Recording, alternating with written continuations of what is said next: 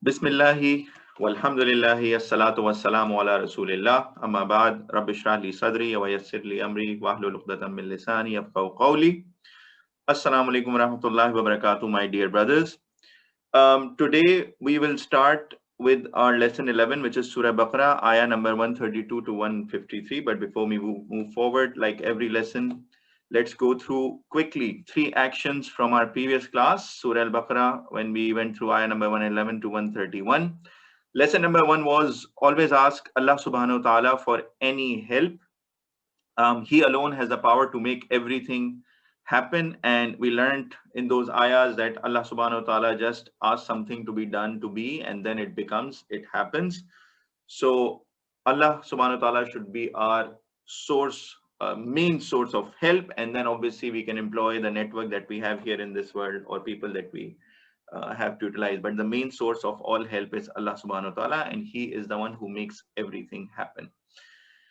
Lesson number two was always ask for forgiveness from Allah subhanahu wa ta'ala. Our acts are imperfect, pray for them to be accepted. So we saw that Ibrahim alayhi salam, even while he was building the Kaaba, which was the one of the most holiest tasks that was assigned by Allah subhanahu wa ta'ala himself to him, even while doing that, he was asking and praying to Allah subhanahu wa ta'ala for it to be accepted. So for all of us, it is a key message that all our acts are imperfect as human beings, even when we are doing good acts. So we should pray to Allah subhanahu wa ta'ala, ask for his forgiveness, and ask for all our tasks to be accepted by Allah subhanahu wa ta'ala. Last action was we should submit ourselves to Allah subhanahu wa ta'ala. We have to be his slaves, we have to be his abd. And this was the last ayah that we went through, ayah number 132, where Allah subhanahu wa ta'ala asked Hazrat Ibrahim alayhi salam to submit or to be a Muslim, and we learned that he did indeed submitted himself. And we will see a lot of stories that will come from Ibrahim alayhi salam that we will go through, which will show his ultimate and true submission to Allah subhanahu wa ta'ala in everything that he was asked for. So this is a key lesson for us, that we should also submit to Allah subhanahu wa ta'ala. And now, as you will see, we will continue from ayah number 132. You will see that how the same thing will continue. So let's start today's lesson. A'udhu billahi minash shaitanir rajim. Bismillahir rahmanir rahim. We start with ayah number 132. وَوَصَّى بِهَا إِبْرَاهِيمُ بَنِيهِ وَيَعْقُوبُ. And Ibrahim instructed his sons to do the same, and so did Yaqub. To do what? To submit to Allah subhanahu wa ta'ala. So we are being told that Hazrat Ibrahim alayhi salam instructed his sons to follow the deen of Allah subhanahu wa ta'ala, to be Muslims, to submit to Allah subhanahu wa ta'ala. And same was the instruction that was passed by Yaqub alayhi salam to his children and offsprings. Ya Baniyya inna Allah astafa lakumuddin. Oh my sons, Allah has chosen this religion for you. Fala tamutanna illa wa antum muslimun. You should not die except that you are submissive or Muslim. So this is the instruction that was passed by Ibrahim alayhi salam as well as Yaqub alayhi salam. And this is why we are being told this, because remember the context that these ayahs are given to the Holy Prophet sallallahu alaihi wasallam to be revealed to all the people in Medina, which also had Jews and Christians who were opposing the message. And Jews and Christians both come from Bani Israel, who obviously whose grandfather was great grandfather was Ibrahim alayhi salam. From him there was Ismail alayhi salam, Ishaq alayhi salam. From Hazrat Ishaq alayhi salam, the full descendants followed, and Yaqub alayhi salam was also there. So the full tree of descendants were being asked to be the followers of Allah subhanahu wa ta'ala from all the prophets that came in Allah's way. Am kuntum shuhada id hazara Yaqub al-maut. Or were you witnesses when death approached Yaqub alayhi salam? So when Yaqub alayhi salam was on his deathbed, what did he do? Is qala li banihi ma ta'buduna min ba'di. So when he asked his sons, when he was on his deathbed, when he knew that his time has come, he asked his sons, what will you worship after me. You know what happens is when a person is on his deathbed, mainly he's thinking about what will happen after me, or what am I leaving behind, what should be my wasiyat, or what should I tell people to do.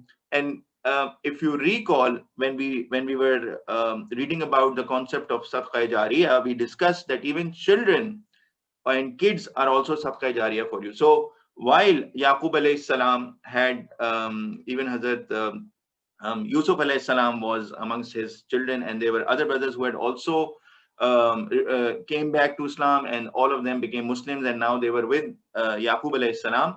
Still, he wants to confirm before leaving this world that if his children will follow the message of Allah subhanahu wa ta'ala, and what will they worship. So he's not saying who will you worship. He's just asking a very open question, that what will you worship, what will you be abd of, or what will you submit to after I'm gone. So let's see the answer. What did they say? قَالُوا نَعْبُدُ إِلَهَكَ وَإِلَهَ آبَائِكَ. They said, we will worship your God, your Ilahi, Allah subhanahu wa ta'ala, and the Ilah of your forefathers. So this is Yaqub alayhi salam talking to his sons, and we saw in the hierarchy that Yaqub alayhi salam was from Ishaq alayhi salam, and who was the son of Ibrahim alayhi salam. So that's the chain that is coming. So this is what they are confirming, that we follow the Allah or Ilah of our father as well as our forefathers. Who are the forefathers? Ibrahim wa Ismail wa Ishaq ilahum wahid. So we follow the Ilah or the God of our forefathers, Ibrahim, Ismail, Ishaq, who is one Allah, Allah subhanahu wa ta'ala. Wa nahnu lahu muslimun. And we are submissive to him, and we are Muslims. This also tells us that all of the prophets that came from Allah subhanahu wa ta'ala were preaching about Islam, were asking people to be submissive and to be Muslims. So this is confirmed here in the hierarchy. So Yaqub alayhi salam is talking to his children, Yusuf and all the rest that you see below, and he is saying to follow in this same order, Ibrahim alayhi salam, number one, number two, Ismail, number three, Ishaq. So you see the order that is being followed as well. So this is also to emphasize on the importance of Ismail. So it's not like Yaqub alayhi salam was from the chain of Ishaq alayhi salam, so he said Ishaq. He said Ismail number two, and this is how there is importance of the flow also in Islam. So Ibrahim alayhi salam had Ismail alayhi salam with him when he was building the Kaaba. So there's a significance that is attached to the task that was done by Ismail alayhi salam along with Ibrahim alayhi salam. And obviously, this importance has to be emphasized to all of the Bani Israel, so that they realize that while Muhammad sallallahu alaihi wasallam was from the chain of Ismail alayhi salam, but Ismail alayhi salam was also he had also importance, and the chain of prophethood could continue from that chain as well, because that was their biggest argument, as we saw that because, and this was in their mind, that because Muhammad sallallahu alaihi wasallam was from not from them, so they weren't accepting the message that he was giving them. So this is being clarified in the Quran as well, in the way, in the order the names are mentioned, and the same order we will see in the coming ayahs as well. It will continue along the same chain. Tilka ummatun qad khalat. That was a community that has passed. So this whole Bani Israel, or Yaqub alayhi salam talking to his sons who became the Bani Israel, that ummah is a community that has passed. Laha ma kasabat walakum ma kasabtum. So they will earn what they did accordingly, and for you is what you earn. So now this is being addressed to the followers of the Holy Prophet or Muhammad sallallahu alaihi wasallam, who are now being told that so that community did what they did, even after getting the instructions from Yaqub alayhi salam, they followed what they wanted and they earned what they did. What we will get is based on what we are earning and what we are following. وَلَا تُسْأَلُونَ عَمَّا كَانُوا يَعْمَلُونَ. And you will not be asked about what they used to do or what they have done. So this is being told to Holy Prophet Muhammad sallallahu alaihi wasallam, that you will not be asked for those communities. So, and in fact, we will learn that in the Holy Quran as well, that Allah subhanahu wa ta'ala will not ask from Muhammad sallallahu alaihi wasallam the unbelievers. His task was mainly to share that message or send the message in its entirety, which he did. And that was the task that he completed. Moving forward, وَقَالُوا كُونُوا هُدًى أَوْ نَصَارَى تَهْتَدُوا. And now the Bani Israel, what they are saying is, and they say, be Jews or Christians and you will be guided. So this is the time of the Holy Prophet where the Holy Prophet Muhammad sallallahu alaihi wasallam is bringing the message of Islam, while the Jews and Christians who were mainly in Medina, residing in Medina, they were saying to people that, be Jews or Christians, then only you will be guided. Qul bal millata Ibrahima Hanifa. Say, we follow the religion of Ibrahim alayhi salam. So Allah subhanahu wa ta'ala is reminding them the religion of Ibrahim alayhi salam. He was submissive, he was a Muslim, and he followed all the commands of Allah subhanahu wa ta'ala. So they should follow his grandfather and forefathers, right? They should not just create their own religions and say only Jews and Christians will be guided and they will go to heaven.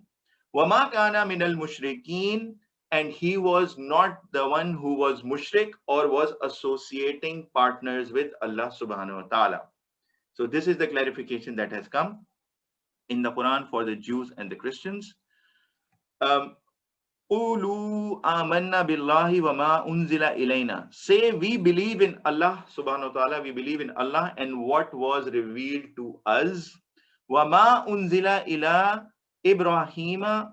And what was released to Ibrahim, wa Ismail, wa Ishaq, wa Yaqub. See the sequence: Ibrahim and what was revealed to Ibrahim, Ismail, Ishaq, and Yaqub. Wal Asbati, and the descendants and their descendants. Wa ma utiya Musa wa Isa, and what was given to Musa alayhi salam and Isa alayhi salam. Wa ma utiya Nabiyyun, and what was given to all the prophets, mir Rabbihim, from their Lord.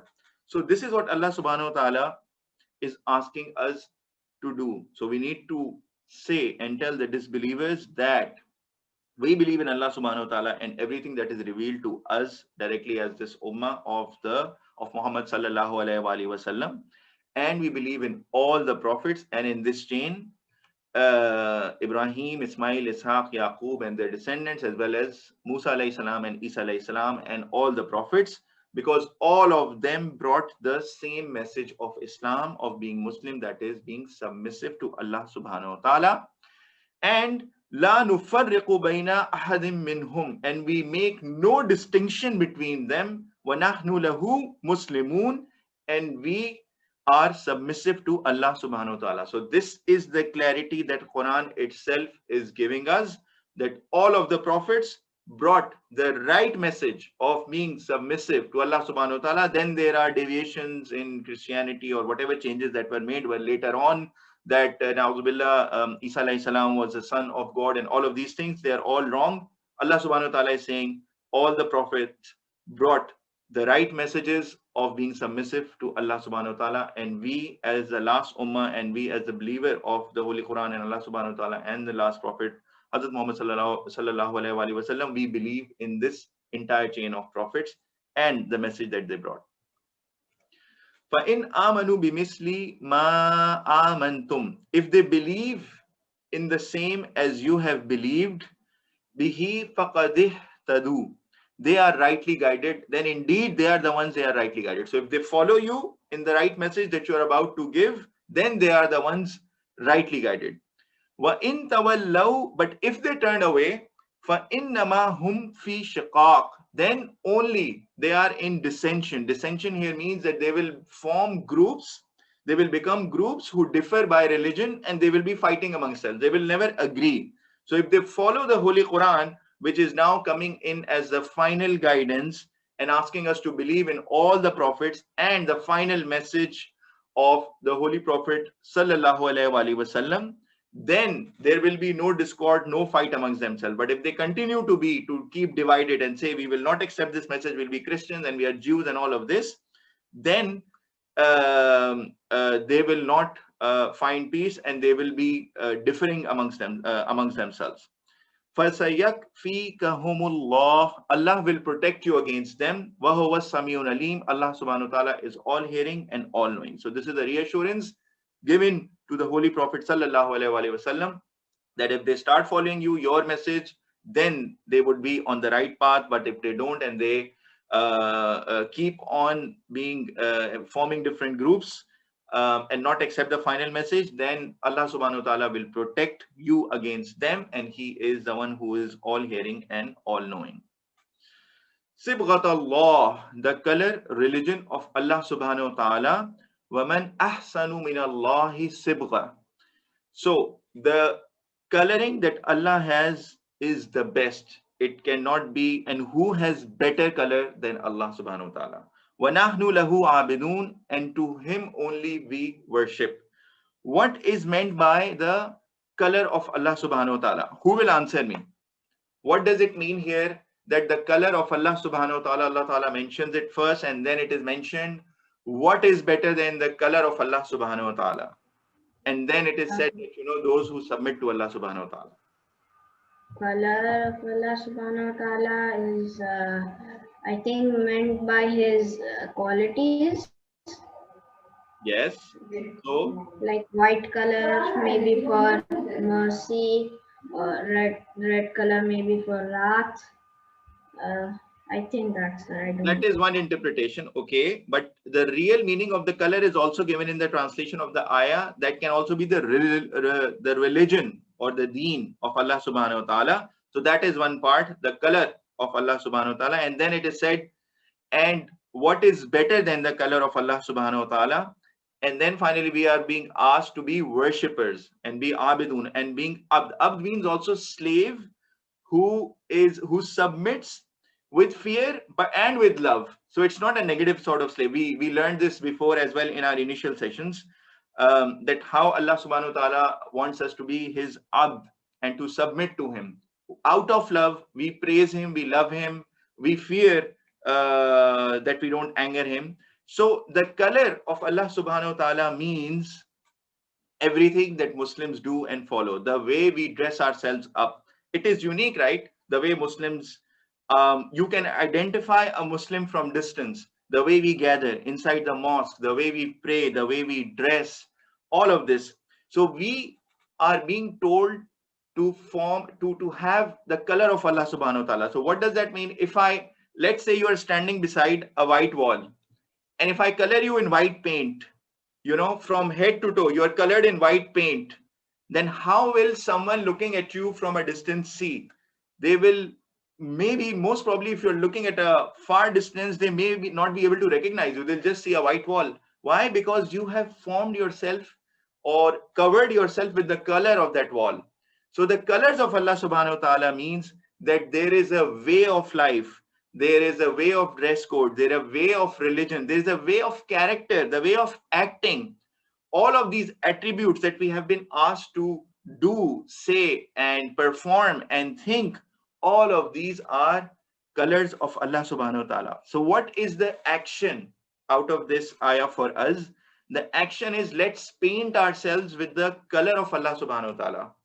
Be Muslims and appear like Muslims, and we should be proud of it.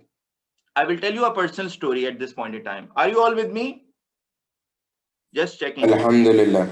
Alhamdulillah. Alhamdulillah. Excellent. So I was just checking. So one of the personal stories is that sometime back, a few years back, the first time I started putting up this beard. So before this beard, I was clean shaven, and I used to change style. At times I would do this goatee and change this and all of that. But then when I started to learn about Islam and religion and everything, I just started to sport a beard, a little beard. And still, I have a long way to go. It's not like this is the perfect beard or the way it should be. However, we continue to improve every day. But the point that I was making, it at that point in time, I started having this beard because I just thought, okay, the way of the Muslims. And the comments that I heard from people, from relatives, from those in my workplace and everything, they gave me the meaning of these colors of Allah subhanahu wa ta'ala. How? When I started doing this beard and all of that, some people in my circle, they started to say, you have become a Maulvi or an extremely religious person, or your point of view and all of that. And they were saying that in a negative connotation, by the way. It wasn't like positive something that they were saying. They're saying, you're becoming a Maulvi or a Islamic person or something like that, like a backward person and all of that.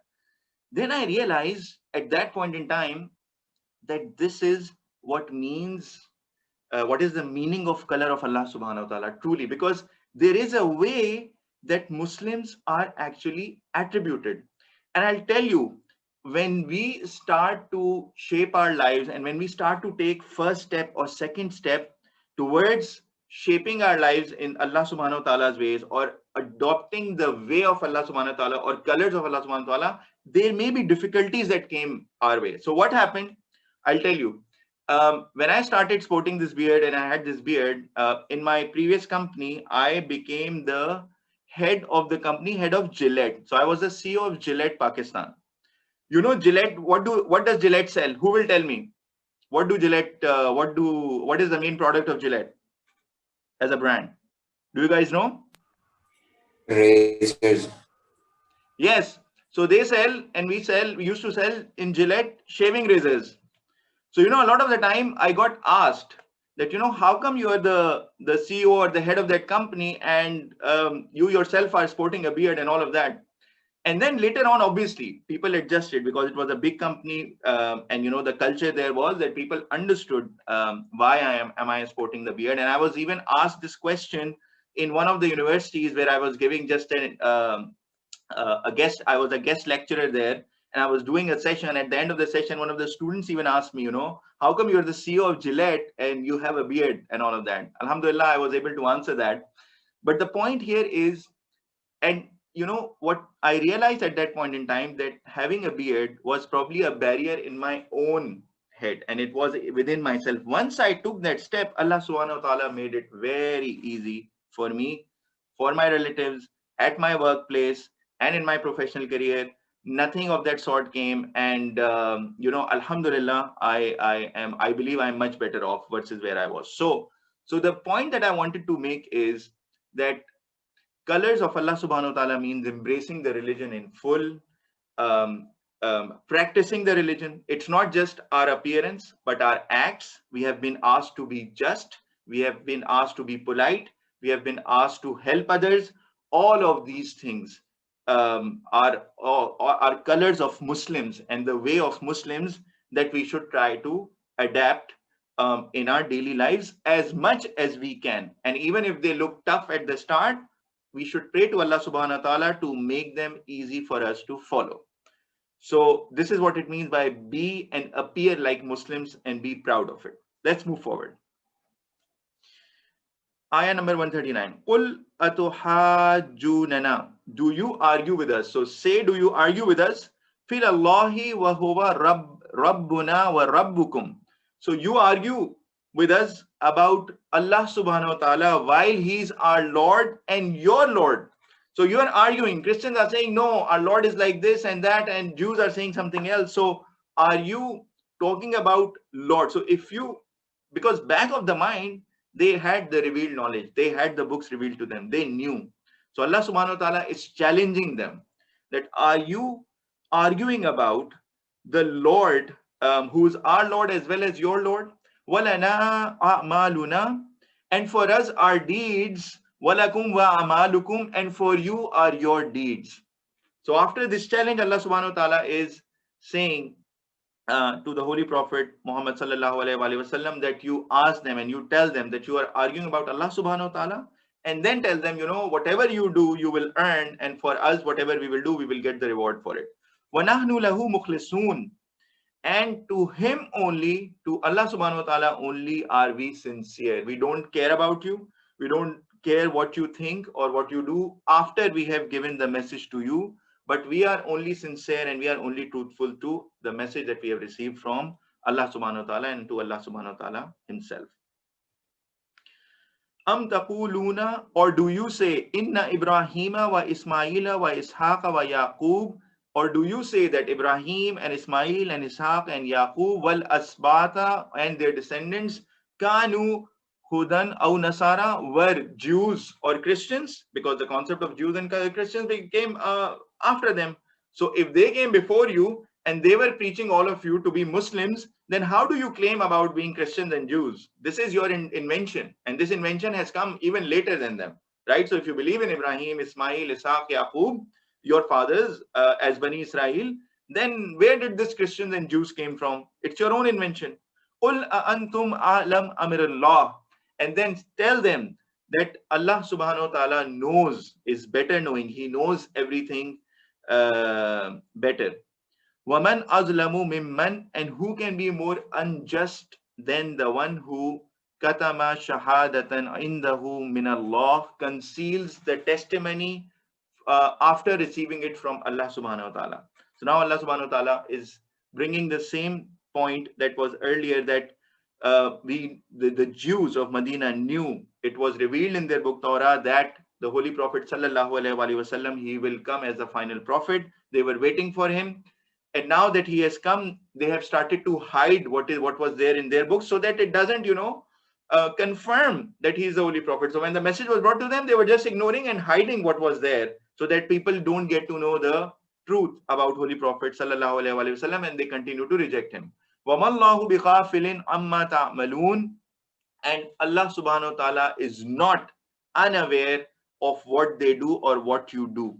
So this is like a double negative situation, a statement that says, and not unaware, meaning Allah subhanahu wa ta'ala is aware about everything that we do, everything that they were doing, and what they were thinking and what they were planning, by hiding his message and refusing what the Holy Prophet sallallahu alaihi wasallam was bringing to them. If you look at this sequence of Ibrahim, Ismail, Ishaq, Yaqub, and their descendants, it's the same. So Ibrahim, Ishaq, Ismail, Ishaq, number 2, number 3, and then number 4, Yaqub. So that's the sequence, which is again very important. And this is what is being told to the Bani Israel, that all of the people who came before you, they were not Jews or Christians. These prophets only preached the message of Islam and asked their people to be Muslims. Even Yaqub alayhi salam, we learned that to his kids, or to Bani Israel, to all of them, his message was of Allah subhanahu wa ta'ala only. Tilka ummatun, this was a community, qad khalat, that has passed away. Now Allah subhanahu wa ta'ala is also sending a message to us. So this is the Bani Israel, and all of this, the messages after they came. So after bringing them to account, after charging them, Allah subhanahu wa ta'ala is saying that whatever they did, this is a community that passed away. Laha ma kasabat, and it earned what it did. Walakum ma kasabtum, and for you is what you have earned. So this is a moment for us to reflect, that are we also accepting the message from Allah subhanahu wa ta'ala? Are we being submissive as well, or are we acting like that same community, Bani Israel, who continued to reject the message of Islam? وَلَا تُسْأَلُونَ أَمَّا كَانُوا يَعْمَلُونَ, and you will not be asked about what they used to do. So Allah subhanahu wa ta'ala is making it clear that those people, whatever deeds they did, you won't be asked. Whatever you are doing will be asked from you, as we saw in the previous ayahs as well. So we have just completed ayah number 141, and sorry, just one thing. Yes. Yes, and we move to ayah number 142. There was a midpoint point that I have to make, that will come after ayah number 143. So we'll just continue with the ayahs. سَيَقُولُ السُّفَهَاءُ مِنَ النَّاسِ, the foolish amongst people will say, مَا وَلَّاهُمْ عَنْ قِبْلَتِهِمْ وَلَّاهُمْ عَنْ قِبْلَتِهِمُ الَّتِي كَانُوا عَلَيْهَا, what made them turn away the direction of their prayer that they used to do. So basically, if you remember the story, when the Holy Prophet sallallahu alaihi wasallam was asked to pray back to the Kaaba in Makkah. So initially, the Muslims were asked to pray or were praying in the direction of Jerusalem, and then they moved to Medina, and their back was to Kaaba in Makkah. So Allah subhanahu wa ta'ala again asked them to pray in the direction of Makkah. So the Jews who used to pray towards Jerusalem, they would now say, what is this? Why have you turned away your direction of the prayer? And they were even saying these things to some of the Muslims, that you guys are fools, or you have taken your direction. So Allah subhanahu wa ta'ala is calling them fools. So the Holy Prophet sallallahu alaihi wasallam is being asked to say to them, قُلْ لِلَّهِ وَالْمَشْرِقُ وَالْمَغْرِبِ. So Tell them, for Allah is the east and the west. And we saw this in the previous lesson, in the previous ayahs as well, that Allah subhanahu wa ta'ala owns everything, the east and the west. Yahdi man yasha'u ila siratim mustaqim. And He is the one who guides us to the straight path, to the right path, right? So, and the straight path also means the direction towards Makkah or Kaaba, as now the Muslims were again asked to follow that. And now the same detail will continue in the upcoming ayahs. وَكَذَلِكَ جَعَلْنَاكُمْ أُمَّةً وَسْطًا. And thus we have made you the middle community. لِتَكُونُوا شُهَدَاءَ, so that you will be witnesses, عَلَى النَّاسِ, for mankind, وَيَكُونَ الرَّسُولُ, and the messenger will be عَلَيْكُمْ شَهِيدًا, and messenger will be witness to you. So what does this mean? So this ayah is saying that we have made you the middle ummah or middle community. So this means that the ummah of the Holy Prophet sallallahu alaihi wasallam is a middle community. The message was passed to the Holy Prophet sallallahu alaihi wasallam, and he passed the message to us. Now, after the Holy Prophet sallallahu alaihi wasallam, after his time, he has completed the religion of Islam. There are no more prophets who will come. But then, who will pass on this message of Islam to the people who come after, or the people who follow?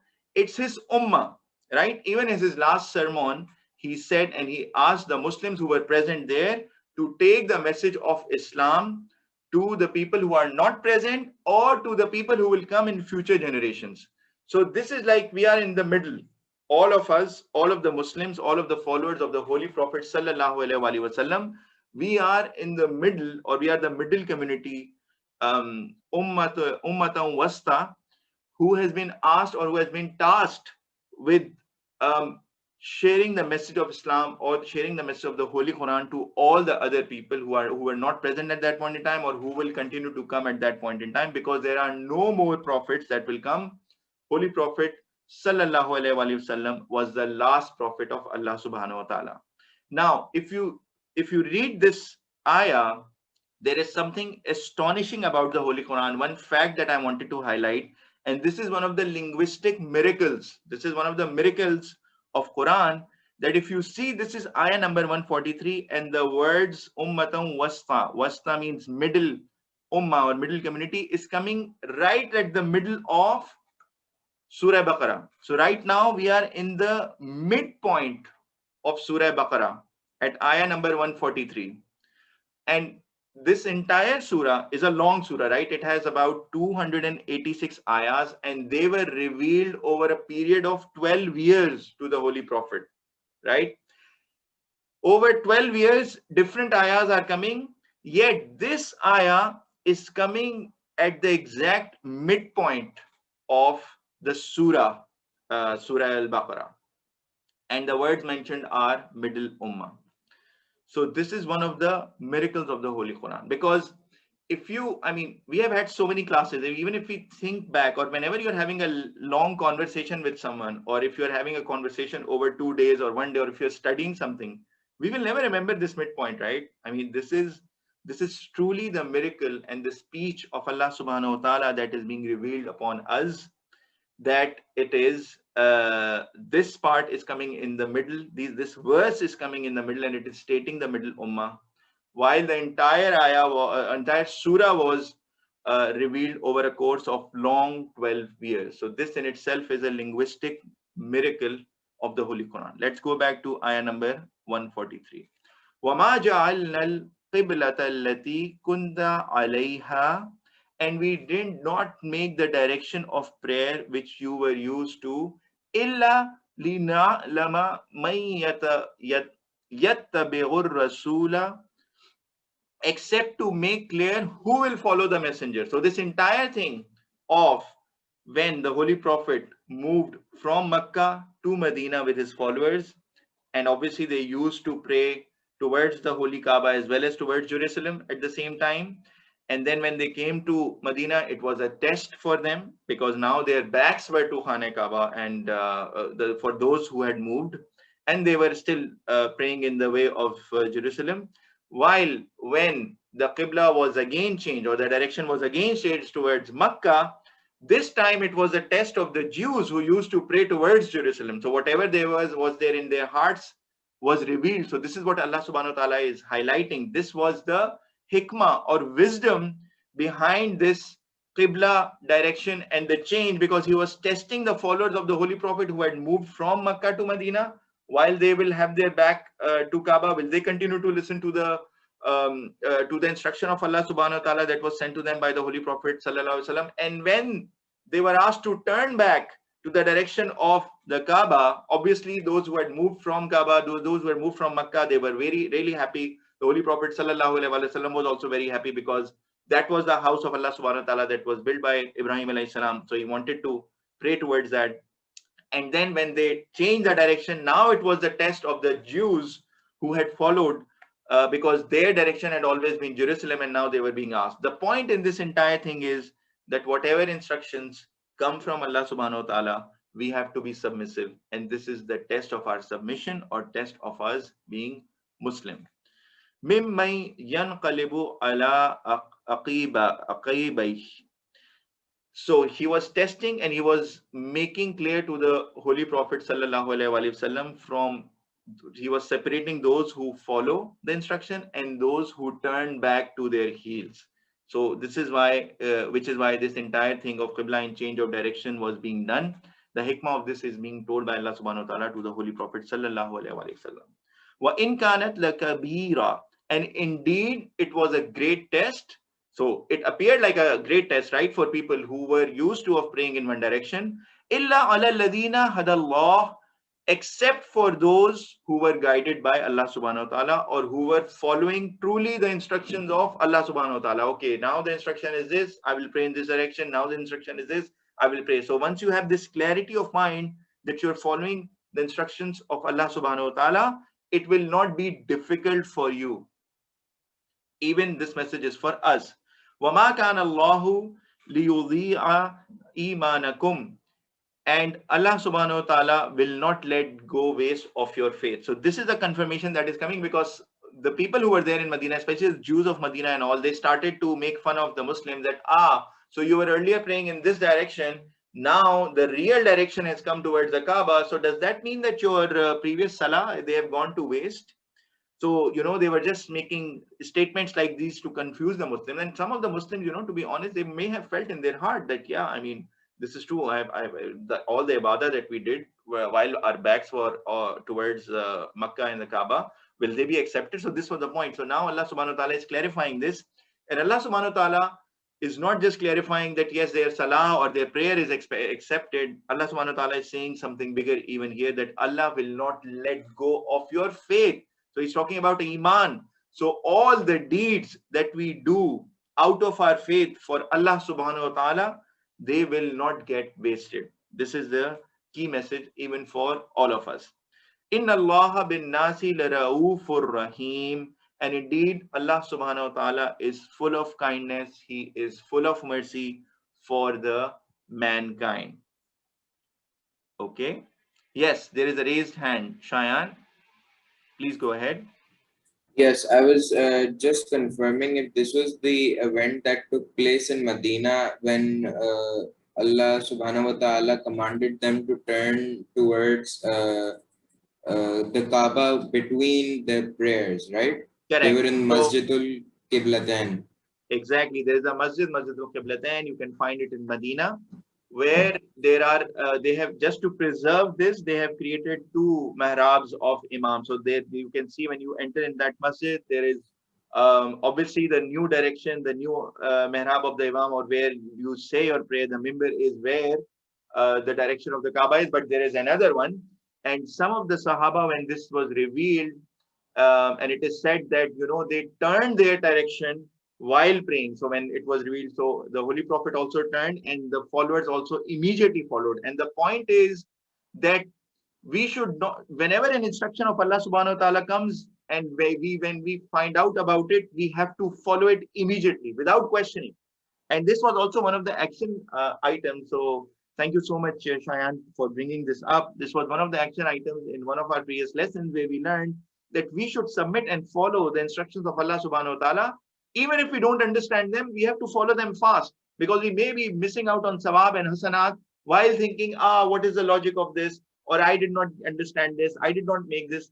This is not something related to dunya that we are talking about. We are talking about understanding the instructions of Allah subhanahu wa ta'ala and following them. And this was the way of the Sahaba, of the Holy Prophet, of the companions of the Holy Prophet Muhammad sallallahu alaihi wasallam, that they would do immediately things as they were told and when the instructions came. So thank you so much, Ayan, for bringing this up. Moving forward, قَدْ نَرَى تَقَلُّبَ وَجْهِكَ فِي السَّمَاءِ. We have seen your face turn towards the heaven. So what was happening is that when the Holy Prophet sallallahu alaihi wasallam, when he moved to Medina and when he used to pray towards Jerusalem, obviously in his heart there was a sanctity of the house or the Kaaba that Ibrahim alayhi salam built on the instruction of Allah subhanahu wa ta'ala. So in his heart he really wanted to pray towards Makkah. And this is a moment of the Holy Quran and the ayahs that where we see the connection he had with Allah subhanahu wa ta'ala and the love for him from Allah subhanahu wa ta'ala, the way it is mentioned in the Holy Quran, and now it has been preserved for all of us to benefit from it. So there is an angle of love here from Allah subhanahu wa ta'ala. So we have seen your face turn towards the heaven. So the Holy Prophet sallallahu alaihi wasallam used to just look up to the sky, look up to the heaven, that when will instruction come, so that we can continue to pray towards the Kaaba. فَلَنُوَلِّيَنَّكَ, so we will surely turn you qiblatan tardaha, to the direction of prayer that you will be pleased with. So Allah subhanahu wa ta'ala is confirming this, that we turn you and we will for sure turn you to the direction that you please with. فَوَلِّ وَجْهَكَ, so turn your face Shatr al-Masjid al-Haram, towards the direction of Masjid al-Haram. So this is the words where the direction is coming, and Allah subhanahu wa ta'ala is reconfirming, and the Holy Prophet sallallahu alaihi wasallam didn't even have to pray. He just looked up, and this was the love of Allah subhanahu wa ta'ala for Holy Prophet Muhammad sallallahu alaihi wasallam. وَحَيْثُ مَا كُنْتُمْ فَوَلُّوا وُجُوهَكُمْ شَطْرًا, and where you may be, turn your face towards it. Now Allah subhanahu wa ta'ala is saying, wherever you are, وَإِنَّ الَّذِينَ أُوتُوا الْكِتَابِ, and indeed those who were given the book, لَيَعْلَمُونَ أَنَّهُ الْحَقُّ مِنْ رَبِّهِمْ, surely know that this is the truth from their Lord. So even the people who were given the book, the Jews and the Christians, everyone, they know this is the truth. They know Ibrahim alayhi salam built the Kaaba, and they would know that this is the haqq, this is the right direction, that all the Muslims after the Holy Prophet sallallahu alaihi wasallam brought the message should pray towards. وَمَا اللَّهُ بِغَافِلٍ عَمَّا يَعْمَلُونَ, and Allah subhanahu wa ta'ala is not unaware of what they do, meaning he is aware about everything that they do and everything that we do. Okay. وَلَئِنْ آتَيْتَ الَّذِينَ أُوتُوا الْكِتَابَ بِكُلِّ, and even if you bring to those who were given the book all the signs, so even if you bring all the signs and all the miracles to those people, مَا تَبِعُوا قِبْلَتَكَ, they will not follow your direction. So some of them, their hearts are so much corrupted of evil, and they just want to reject the message, that even when signs come to them, or even when you tell them all the things that Allah subhanahu wa ta'ala, or the miracles of Allah subhanahu wa ta'ala, although they have their own books to believe in, but what they will do, they would not follow you. وَمَا أَنْتَ بِطَابِعٍ قِبْلَتَهُمْ, and you should not be also follower of their faith or their direction. So they will not follow you, but out of pressure, out of anything, Allah subhanahu wa ta'ala is saying telling the Holy Prophet sallallahu alaihi wasallam that you should also not follow their direction.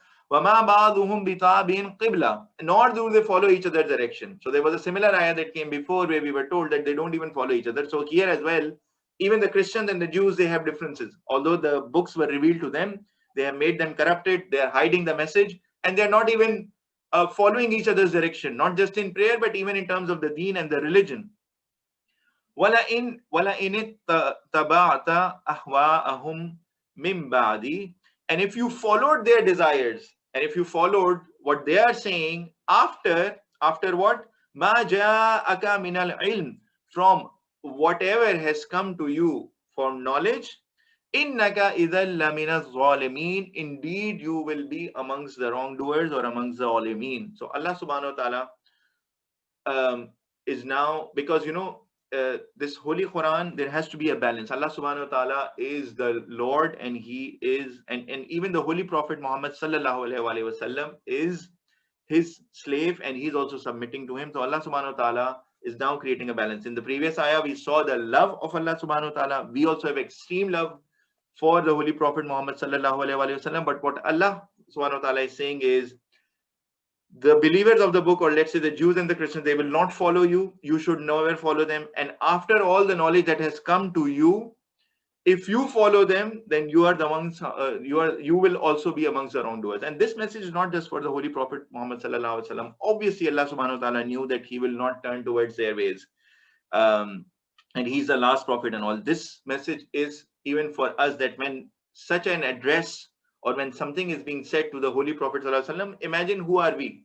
Who are we? So for us, this implies like 10 times, 20 times, or million times that if we do anything wrong, definitely we'll be among the wrongdoers. We should not take anything for granted. We should not take this for granted. Okay, we are the ummah of Muhammad sallallahu alaihi wasallam. Now we can do whatever, and after being in a few days of hellfire or whatever, we will move to Jannah. And also, we will be amongst the wrongdoers as well. So this ayah should give us an opportunity to reflect in the mirror ourselves as well. Alladina ataynahumul kitab, and to those whom we gave our book, ya'rifunahu, they recognize it. So the owners of the book, the Jews, and they know the book. Kama ya'rifuna abnahum. They recognize the book, they recognize the message as they recognize their own sons. So a father would definitely recognize their son, right? They won't forget about their son. So imagine, tomorrow a father goes to his home and he looks at, children, who are they? It won't happen, right? So just like a father realizes their son, or a mother realizes her kids or sons, they realize this message. They know this message. They're very clear about this. وَإِنَّ فَرِيقًا مِّنْهُمْ لَيَكْتُمُونَ الْحَقَّ وَهُمْ يَعْلَمُونَ. And indeed, there is a group amongst them who conceals the truth while they know. So the Holy Prophet sallallahu alaihi wasallam is bringing the message to them as the last prophet, reconfirming all the prophets that came from Ibrahim alayhi salam, and then the full descendants of Bani Israel, everyone. And they have the book, they have Torah, that is reconfirming that the Holy Prophet Muhammad sallallahu alaihi wasallam will be coming and completing the message from Allah subhanahu wa ta'ala. Yet they are concealing what is in their book, and they are not revealing the truth that has already come towards them. The action for us is, if we try to question ourselves, what is meant by hiding the truth? So what were they really hiding? They were hiding the message, right? They were hiding what was given to them in Torah. And so they are being told, do not hide the truth. So what do you guys think is the action for us? What can we do if we look at this ayah, which tells us that do not hide the truth? What are the things that we should do as Muslims in this time? Who will tell me? Anything that comes to your mind? Anyone?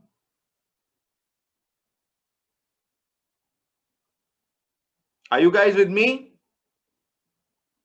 Alhamdulillah. Alhamdulillah. What is coming to your mind? What is meant by hiding the truth? And as Muslims, we should not hide the truth. What do you think? That we should always be open and accept if we've done something wrong, and always speak the truth no matter what. Because if we have the good intention in our hearts, then Allah knows that we didn't do it deliberately, but we did it by mistake if we did something wrong. Excellent. Excellent answer. We should never try to hide the truth. Means we have to be always on the side of haqq, or the side of truth. We have to always speak the truth. And truth in here is also the religion. It is a full way of life. It is Islam. It is being Muslim. So if we see something happening wrong, we should stop it, and we should try to speak about it, and we should try to hold it, and we should think that it is not right, at least in our hearts. So be it matters of religion, the direct matters of religion, which is the truth, which is haqq, like the Holy Quran itself, all the guidings, all the teachings that we are learning about Islam, or be it matters related to our daily lives. By the way, Islam is a religion for our daily lives. We have to follow it. We have to do things that as we are being told. It is a way of life for us. So we, just like those people were hiding the truth, and Allah subhanahu wa ta'ala is saying that it was not the right thing that they were doing.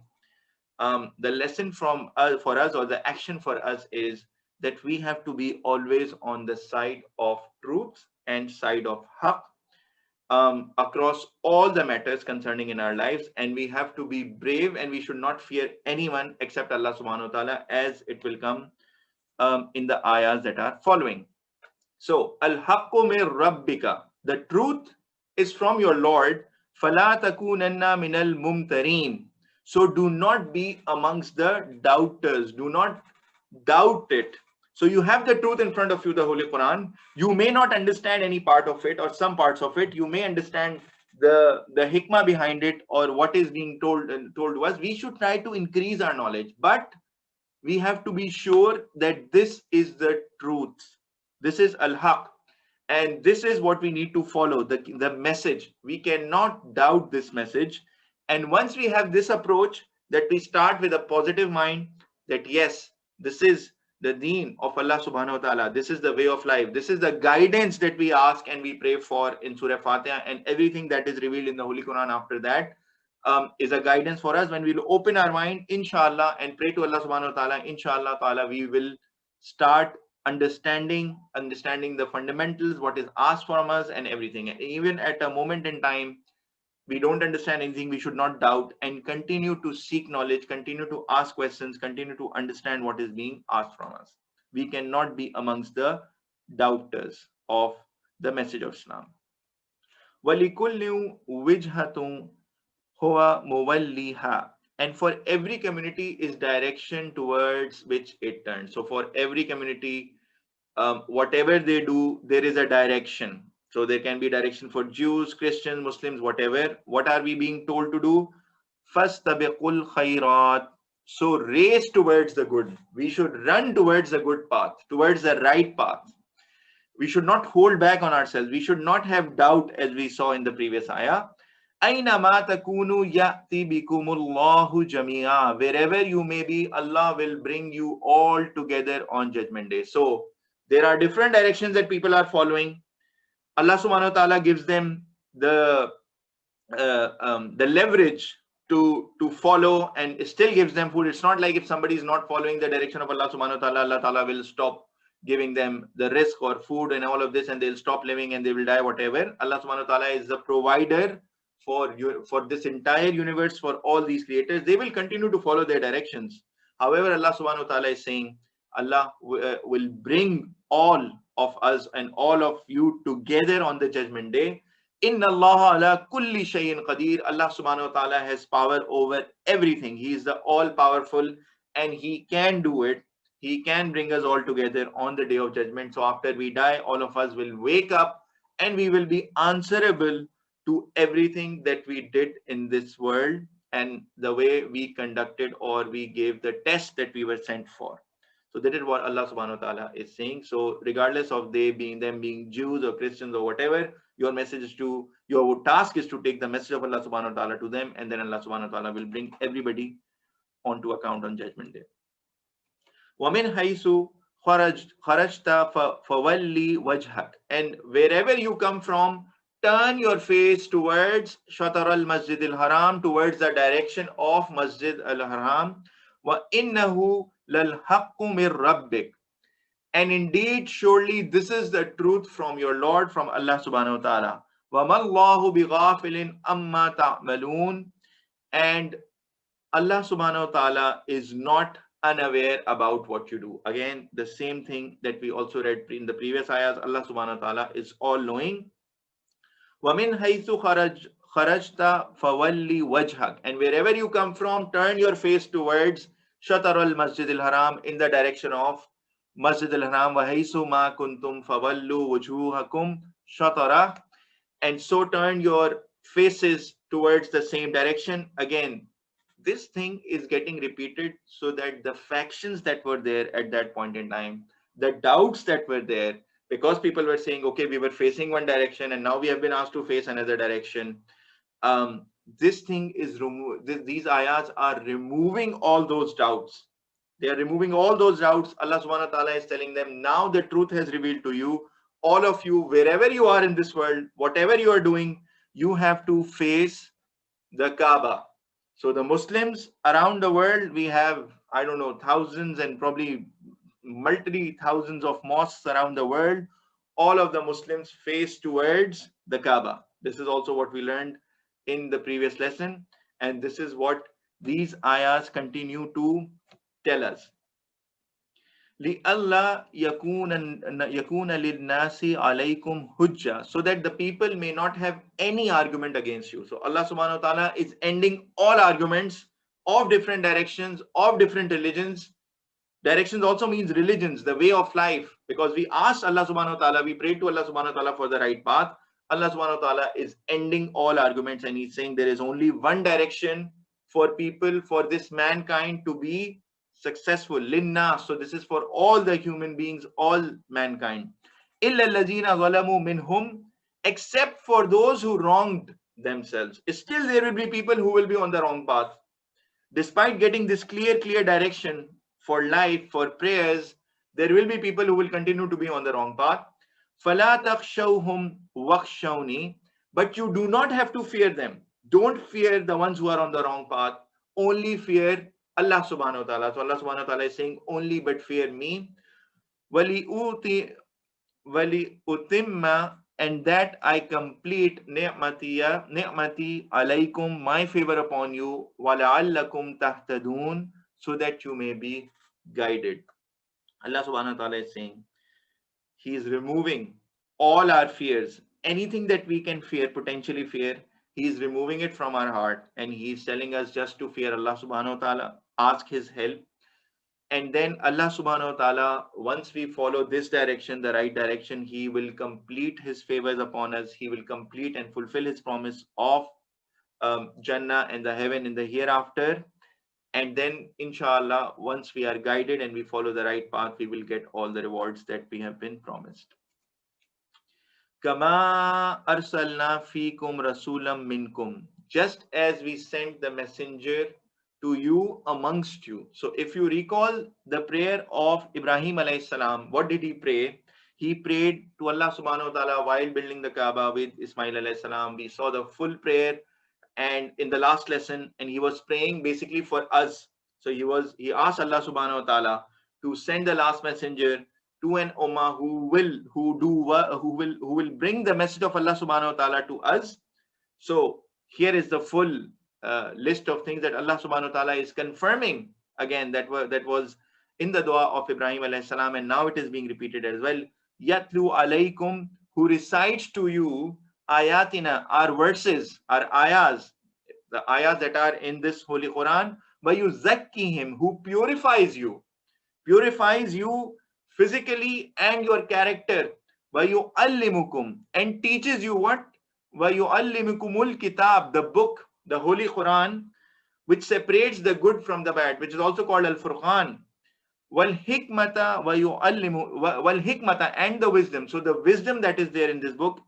وَيُعَلِّمُكُمْ, and teaches you مَا لَمْ تَكُونُوا تَعْلَمُونَ, and teaches you what you were not aware and you did not know.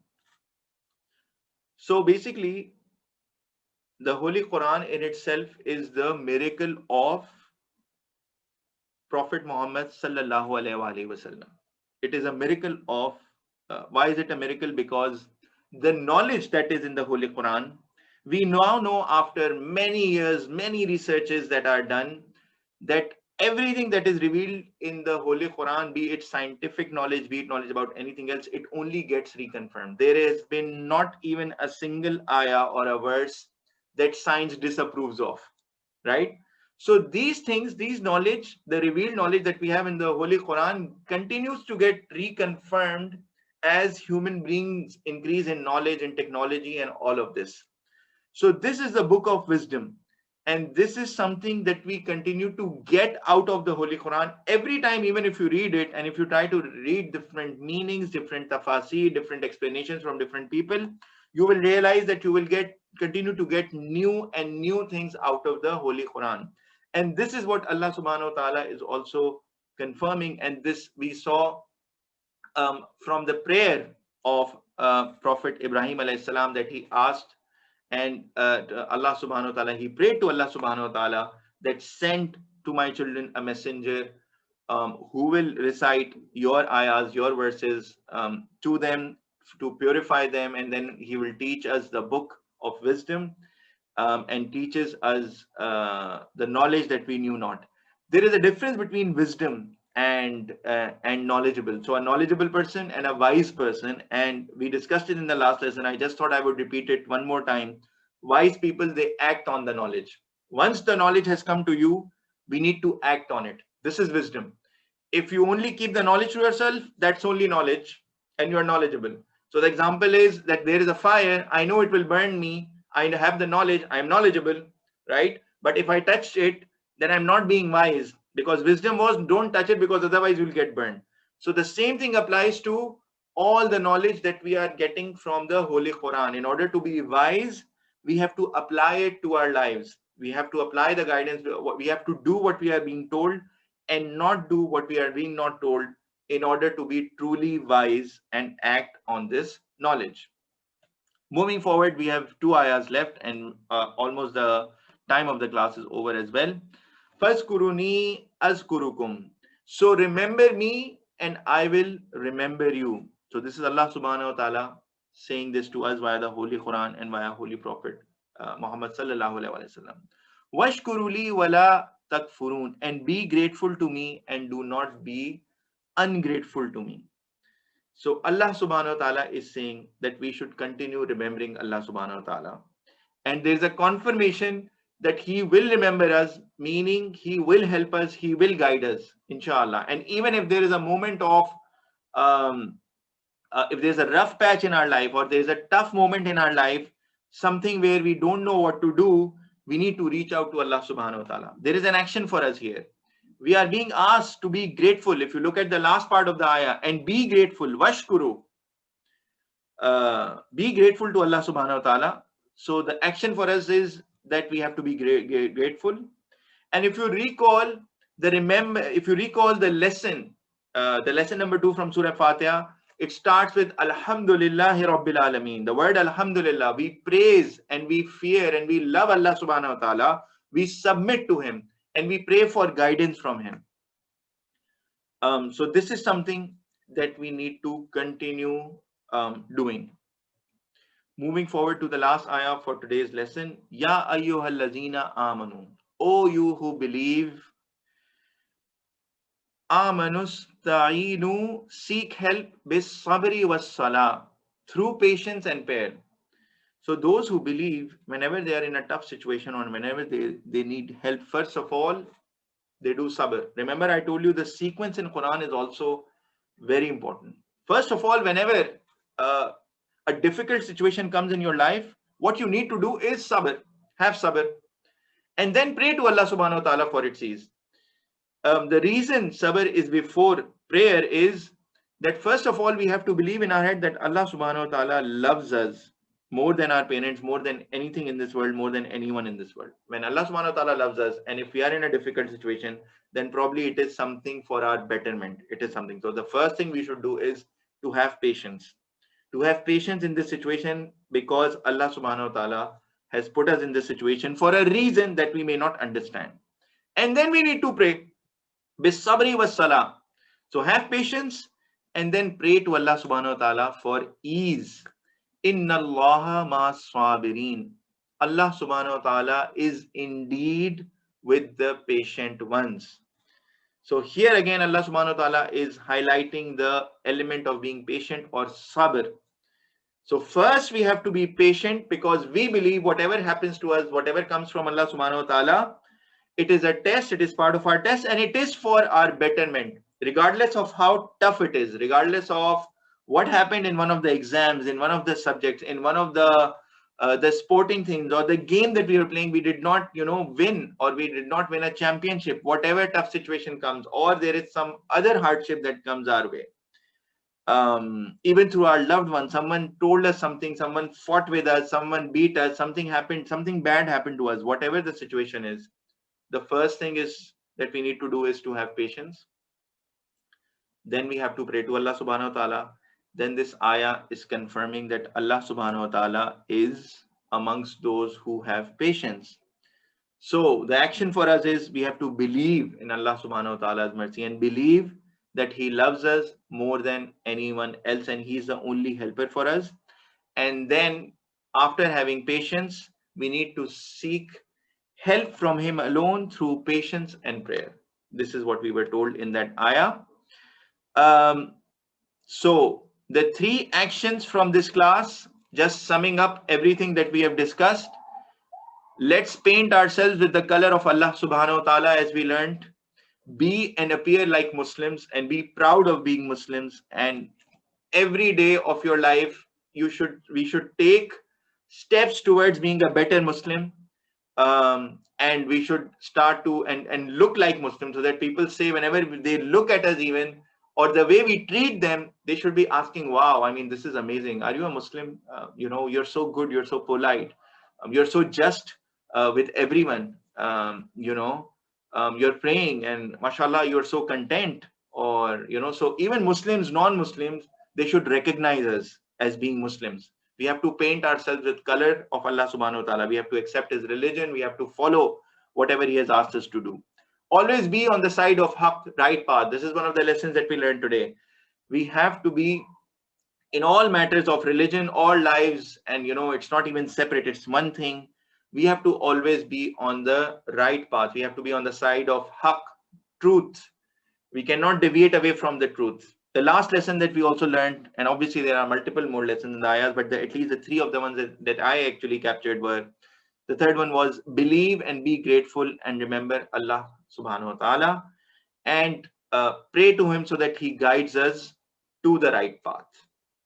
Okay, so these are the three lessons from today's class. Summary of our lesson. Is there any question, any thought, any comment from you guys? Anything on your minds before we close today's class? Are you with me? Alhamdulillah. Alhamdulillah. Alhamdulillah. Alhamdulillah. So we will end our lesson for today as well with a prayer. May Allah subhanahu wa ta'ala open our hearts and minds to accept and feel the miracles of Quran in our lives. Ameen ya Rabbal Alameen. Assalamu alaikum wa rahmatullahi wa barakatuh. Wa alaikum Wa alaikum assalam.